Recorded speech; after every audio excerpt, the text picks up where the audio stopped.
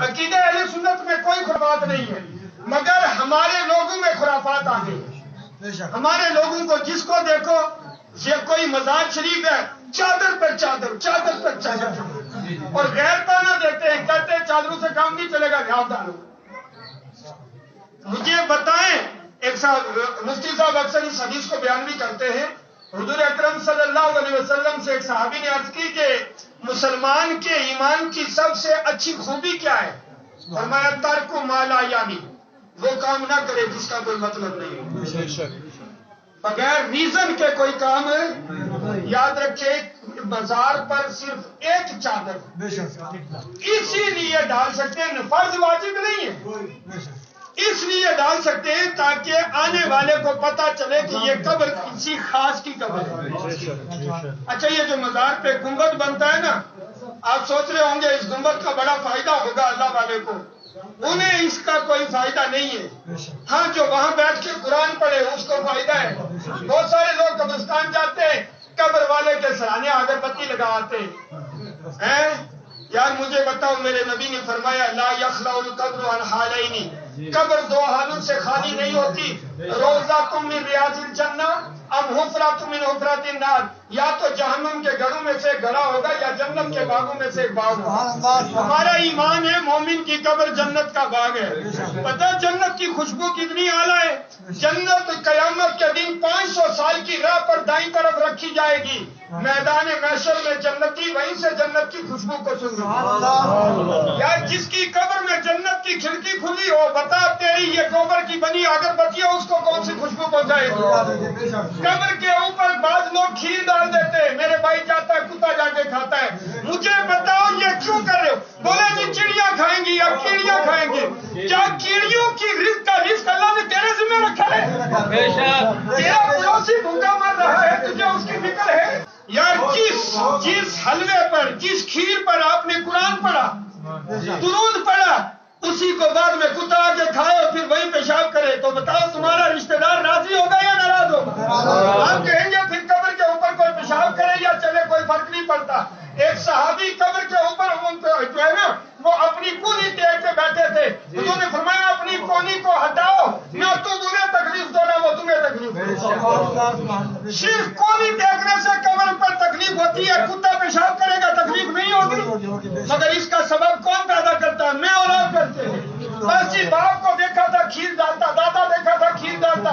اسلام میں کھیر ڈالنے کا کوئی مقصد نہیں ہے، آئی سمجھ میں؟ آپ ڈالنا چاہتے ہیں قبر کے اوپر پھول کی پتیاں ڈال دیں، جب تک ہری رہیں گی اللہ کا ذکر کریں گی، اس ذکر سے میت کو فائدہ پہنچے گا۔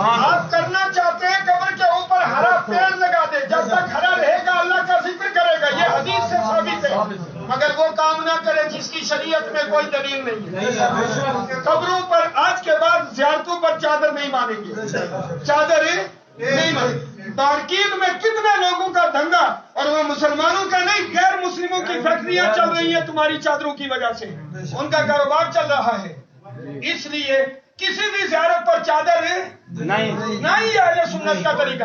ایک چادر جو انتظامیہ ہے وہ ایک چادر ڈال دے، اعلیٰ حضرت فرماتے ہیں جب تک وہ چادر پھٹ کر پرانی بوسیدہ نہ ہو جائے، قابل استعمال نہ رہے، تب تک دوسری چادر ڈالنا جائز نہیں۔ بھائی آپ کی چادر سے قبر والے کو کوئی فائدہ نہیں ہوتا، چادر تو صرف قبر کی نشاندہی کے لیے ہے، اگر وہ اللہ کا ولی ہے تو اس کی قبر جنت کا باغ ہے۔ آپ کے گنبد بنانے سے اس کو کوئی فائدہ نہیں ہے، یہ گنبد اس لیے بنا جاتا ہے کہ نشان منزل مقصود ہے گنبد تیری، نشان یہ چھوڑتا ہوں اہل کارواں کے لیے، یعنی آنے والوں کو لگے کہ لوگوں جب اللہ کو راضی کر لو تو پھر پروردگار مخلوق کے دلوں کو اس کی طرف پھیر دیتا ہے۔ دنیا والوں کے لیے صرف ایک رہنمائی ہو سکتی ہے نیکی کی طرف، اور اگر آپ مزار پر جائیں نیکی نہ کریں تو یہ یاد رکھیں کوئی بھی ولی اللہ سے لڑ کے آپ سے کام نہیں کروائے گا۔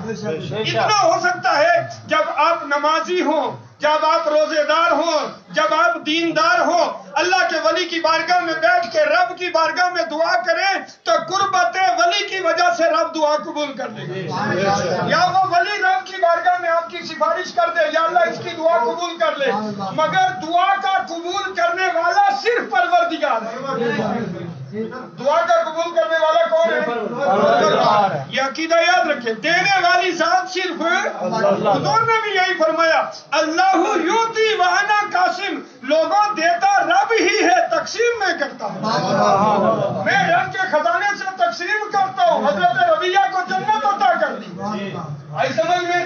جس صحابی نے جو مانگا اسے دے دیا، قربان جائیے۔ ابو ہریرہ بارگاہ رسالت میں آئے، عرض کی یا رسول اللہ جو آپ سے سیکھتا ہوں بھول جاتا ہوں۔